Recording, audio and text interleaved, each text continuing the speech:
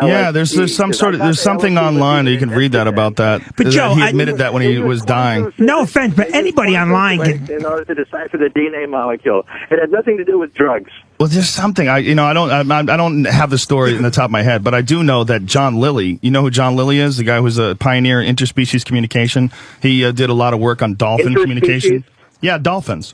He was a guy who did a lot of work with dolphins, dolphin communication, deciphering dolphin communication, and he was a big fan of acid. And he said that he used to Dr. Doolittle. He's John Lilly. That's the point, right? If you're on acid, you can speak to anything you want. You can speak to the chair if you want. Now we're talking. Chair. Maybe the chair is no way. Not now, not ever. But you're such a fascinating guy. You're so intelligent, and I'm a huge fan of your work, and I love watching your specials. I would love to get you high on mushrooms. Okay, so, anyway, like I said, I'm a physicist. I like to be as clear as possible, discovering the secrets of the universe.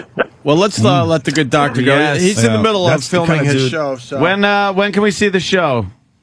It's coming out in winter. Right now we're talking about colonizing the galaxy. We have a whole program about what it would take to terraform Mars, what it would take to leave the Earth and leave the solar system and begin the colonization process of the Milky Way galaxy. Of course, centuries from now.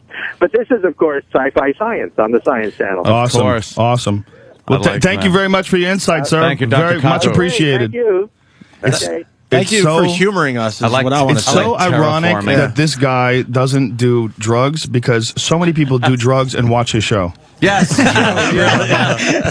mean, that guy doesn't smoke pot. You know how many people smoke pot and watch that guy and go, fuck yeah, I love this dude. He's going to freak me out. Would he be the big get to do drugs with? Oh, yeah. If I had a show, I wanted to do a show called Let's Do Mushrooms with Joe, where I just get famous people high on mushrooms. And just, when you're really blasted on mushrooms, you can't pretend to be anything other than who you are. You ever Ustream on mushrooms? No, never have. Always on the pot, but never on the mushrooms. Pot, right. I love the when he's talking about things like what his show is going to be about, terraforming and stuff like that. It just reminds me of Paul Reiser in Aliens, pointing to the big machines, going, "We manufacture those, like so pompous. They're terraforming the fucking planet." Reiser was the company best. manufactures. He was one of the best weasel douches ever in that movie. I've never liked him in anything. And Aliens, he was such a fucking pricky weasel. He was awesome. Hey, kiddo. You got to get back on that horse. How do you go from that to Mad About You? I know.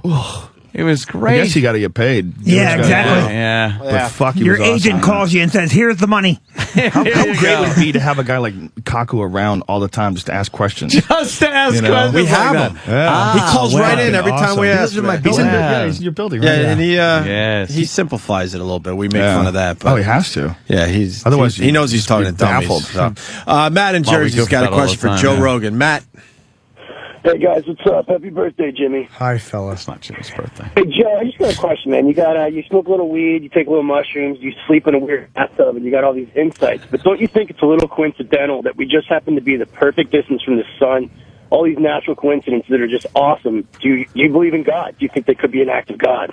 Well, I don't think it's a coincidence. I think life forms in the environment that it can form in. I mean, life forms at the bottom of the ocean in these volcanic vents that we didn't even know could support life. And they have all these little weird fucking creatures living around there. I think we adapt to the environment and we have evolved to be what we are. As far as the other way around, I think. Yeah. As far as whether there's a God or not, I am not smart enough to answer that question. Who the fuck knows? I don't think there's a guy in a robe in the clouds, but to think that there might be one gigantic thing that is all things, and that's much more plausible to me than this is all random.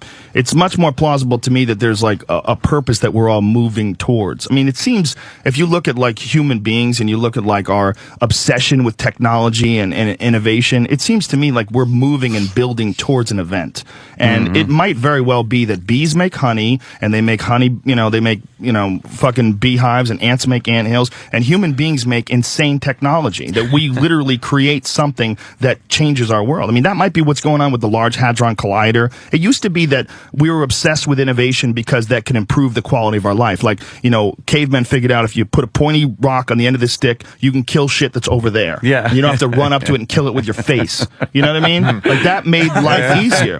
Well, it might get to a certain point in time where, I mean, where we're at right now, the things that they're working on right now, the peak of science, has nothing to do. It's not going to trickle down. Particle physics and smashing atoms, that's not going to trickle down to your fucking cell phone. Like they're working on some shit right now with the Large Hadron Collider and the experiments with time travel and stuff they're doing right now. Yeah. They're working on some shit that is just so beyond helping us. It's just, what can we do? Can I press this button? Can what we happens when I bend do this? some space? When they first blew yeah. up the first atomic bomb, there was a very real concern that it might kill the entire Earth because it would start a chain reaction that would blow up and it would eat up the entire atmosphere of the planet and kill everybody. And they said, well, what's about But we had to give it a whirl anyway. I think that we... Try it on the Japs. I think we have this obsession. The reason why we have this obsession with technological innovation, and even the reason why we have an obsession with material items and new things, I think it's because we're supporting what the human organism as one gigantic superorganism is doing. It's almost instinctual in us that we have to build things and make things, technology.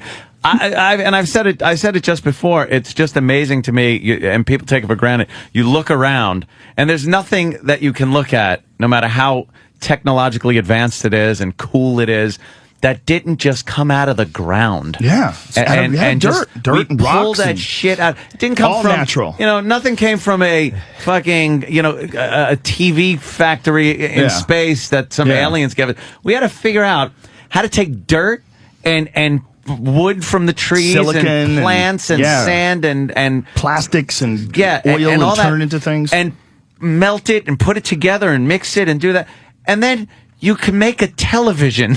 Yeah, how about you can make a fucking thing that you can shoot into the sky and it can take pictures of planets fucking millions of miles away flying through the solar system. See, that to me is amazing. I get amazed at my Easy Pass. I'm amazed at all of it.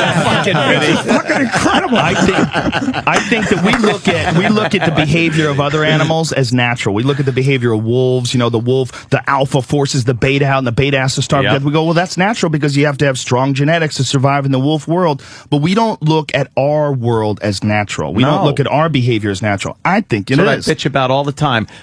People try to put us so far above the animal world. We're just another fucking thing that's occupying space on the planet at this moment. We're dressing it up. That's why we are the clothes, animal world. We're changing it. Yeah. I think that our behavior is natural, and that our lust and our obsession with material possessions and our obsession with technological innovation is completely natural. It's not all natural. You've been to Camden, New Jersey? It's not natural. That's natural too. You ever been to the Congo? That's going back to the animal kingdom. That's natural too. Some crazy shit going on there, my exactly. friend. I like that thought, Joe. Yeah, I was born in Newark. A lot of people saying you held your own with Dr. Kaku, so congratulations. Oh, there's no held my own. I mean, you held your own, brother. Just asked him questions. But the picture of the solar system, he's completely wrong. It's not like to say that they're... I don't think he saw it, though. Yeah, he hasn't seen it. If he did see it, you would see it's a fucking sun. Can we see it now? Joe, where do you see it? Yeah, put it up. Dr. Steve hates Dr. Kaku. Somebody find it. Look up. Someone look up Sumer, Sumer. Look up the solar system image or something like that. Google that. Don't you love how Dr. Steve hates Dr. Kaku? Dr. Steve hates him. Who's Dr. Steve? He makes shitty wine and he gives us Ambien when we He's want. also got a big physics background. Why does he hate Dr. Kaku is a